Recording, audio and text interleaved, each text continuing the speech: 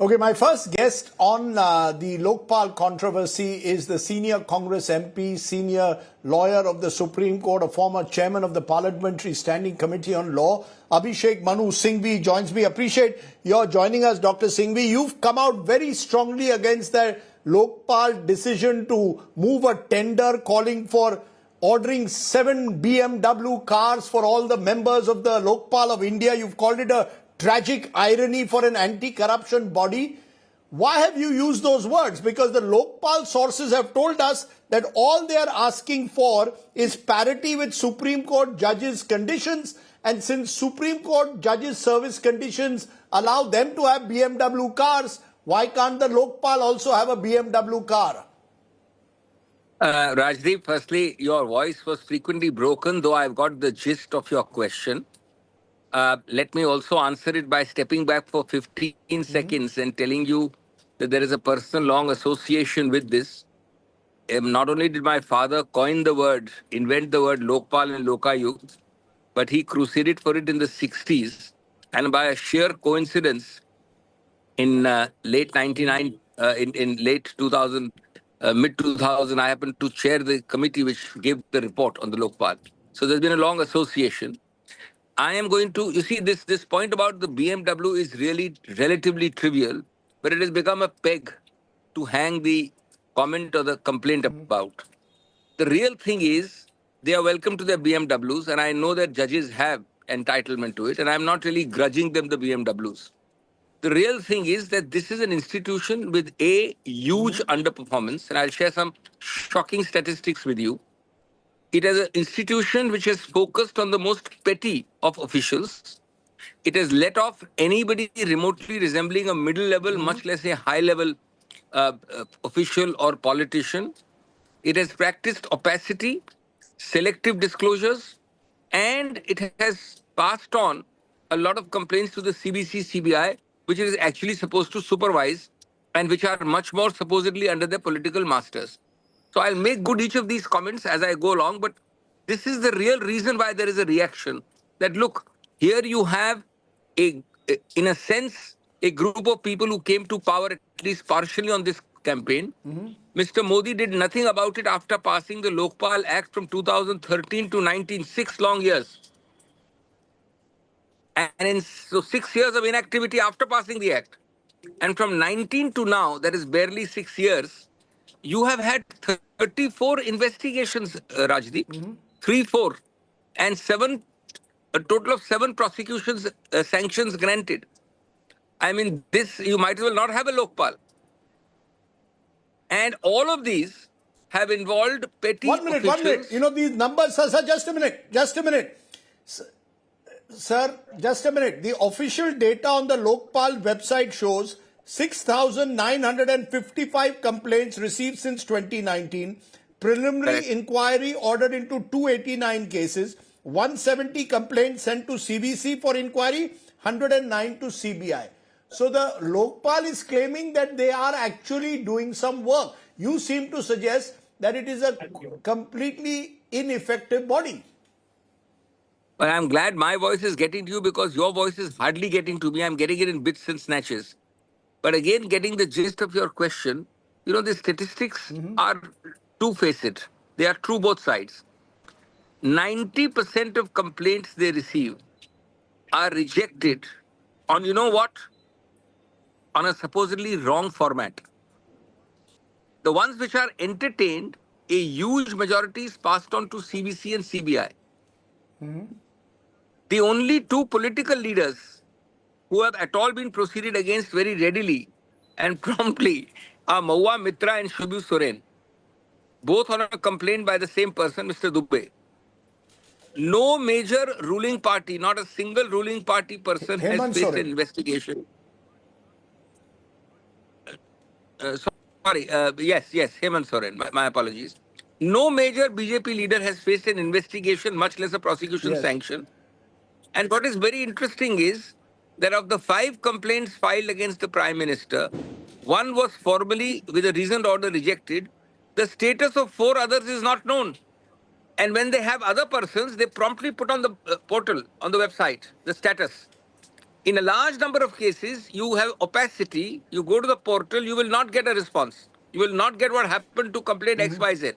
So all of them, so you should be saying actually, Rajdeep, 100 received, 90 rejected for wrong format, 10 sent, 5 sent to CBI, 5 entertained. This is the response on these 5. That's not available.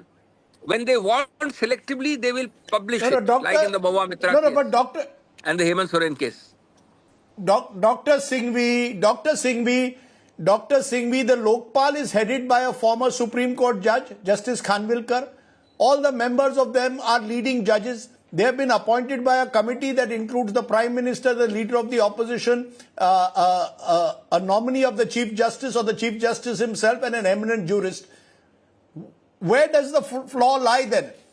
You've got top people in the country appointing the Lokpals. They themselves include a senior Supreme Court judge. Are you saying these judges are also partly to blame? They are looking for BMWs, but they are not delivering justice. Is that your and if they are, they are delivering it in a partisan manner. That's your argument. You know, the partisan manner will come if you start dealing with them. There is no scope for partisan manner because I'm not dealing with any complaint against you. The partisanship, if at all, can be shown only in a Mahua Mitra or a Hemant Soren case, where it has been shown. Where is the question of showing partisanship where there is no entertainment? Now, take for example, 5 complaints. I give the Prime Minister complete benefit of doubt, you can reject all 5. 1 is rejected, 4 we don't know the fate of. We don't have a reasoned order. I'm giving an example. Tell me a single ruling party. There are many complaints against ruling party members in various activities, etc. Tell me a single one. All the few which have had prosecution complaints or investigation are bank officials, clerks, somebody taking a bribe, middle level, maximum. And let me tell you, an institution is ultimately only as good or bad as the long-term vision you have for it as its member and leader. It is you who have to give a direction. It is you who have to, you know how things change in institutions. Sir, how would you... No, 1 minute. Sir, you said your father was the first to envisage it. You said you were part of the committee on law which tried to bring the Lokpal to life, as it were. Now you're telling me that the flaw lies in the leadership, the flaw lies in the lack of direction. I maintain, as I said to you, that many of these are former judges. Is the problem with the people who are in the Lokpal that they feel eternally grateful to whoever appoints them and therefore do not act? Or is the flaw in the institution and the way it has been framed itself? Yes, a very important question. That's the heart. Why do we need another anti-corruption body? It's a hard, exactly. You know, Sherlock Holmes once said, somebody said, the dog did not bark. So he says that's the special thing to be investigated. You know, you are envisaged. Let me tell you, this started with the Swedish concept of parliamentary ombudsman. There was no anti-corruption, anti-bribery system in that. This anti-bribery corruption is a modification of the original conception of Lokpal. That was only on maladministration. Now today, you have to be a watchdog. You have to be a genuine watchdog, which if it doesn't bite, it must at least bark. You can't be a somnolent. I won't use the word lapdog, but I will say you can't be somnolent. You have to be vigilant. Can you be vigilant if you are doing 34 investigations and 7 prosecution complaints in 5 years, 6 years? You tell me. And you have to stand up to authority. T.N. Seshan was not a very liked man, and he did a lot of wrong also, according to me. But he did make an institution something to reckon with. You need to... Also, I blame the government. Apart from so that's the problem, that you need a Lokpal who will stand up to the establishment. Dr. Singhvi, therefore, then the issue is that the people who populate the Lokpal want BMW cars at taxpayers' expense, but will not stand up to the establishment. That's the issue. Look. The cars, let me assume they are entitled. I don't want a lapdog. I want a watchdog. I have no problem. I want a watchdog, not a lapdog. I have no problem with the cars. Although that's a peg to hang a story on, it really brings out the akrosh of the public. If judges are entitled to series 3 or 5, let them be entitled to it. But if they are entitled to it, the taxpayer is paying for them. I have no problem there also. You have to act. You tell me anybody in this country knows about the Lokpal? Anybody in this country has uncovered corruption through the Lokpal?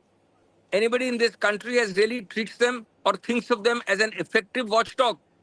You are looking at normal. This can be done by a CBC. It can be done, in fact, by an intra-departmental vigilance officer. What you are doing.